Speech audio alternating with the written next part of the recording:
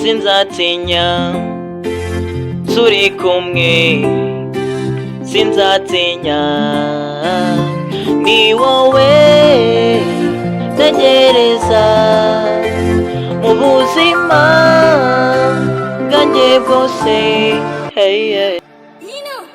O Mana we warandemye uncira ku isi ruhije, ibyo mbona ko ari byinshi bintera ubwoba bwinshi. Amagambo menshi aravugwa ati mbese iyo Mana yabiba hehe, kwisa nkaho yabataye, ariko uko byagenda kose niringiye kuzaza ukantabara. Uwiteka ni igitare cyanjye, ni igihome cyanjye kinkingira buri munsi, n'umukiza wanjye ubwanjye, ni Mana igitare cyanjye, niyo nziringira niyo ngabo inkingira, ni ihemba ry'agakiza kanjye, ni igihome cyanjye kirekire.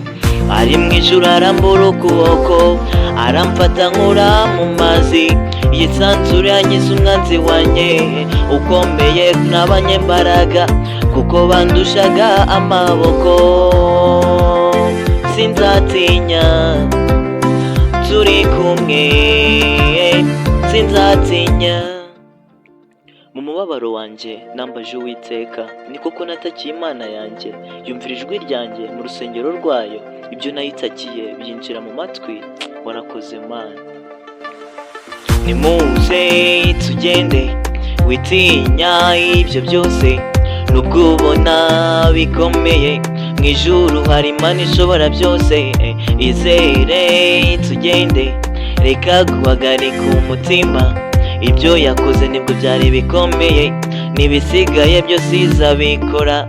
Mana nziza, ni wowe nsenga buri munsi, ni wowe unyumvira isengesho ryanjye rya buri munsi. Nsengeye ubwoko bwawe, nsengeye umurimo wawe, bimeze nka Dagoni ubirimbure mu izina ryawe. Abarushye n'abaremerewe dore turi imbere yawe, ibyo ubona bidukwiriye aba ari byo udukorera Mwami, kuko ari wowe dutegereza buri munsi muri uru rugendo.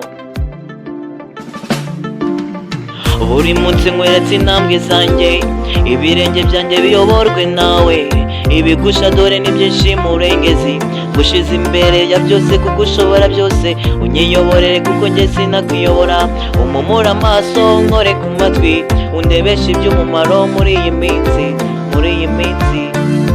Ni wowe ntegereza mu buzima bwanjye bwose, ni wowe ntegereza mu buzima bwanjye bwose, sinzatinya.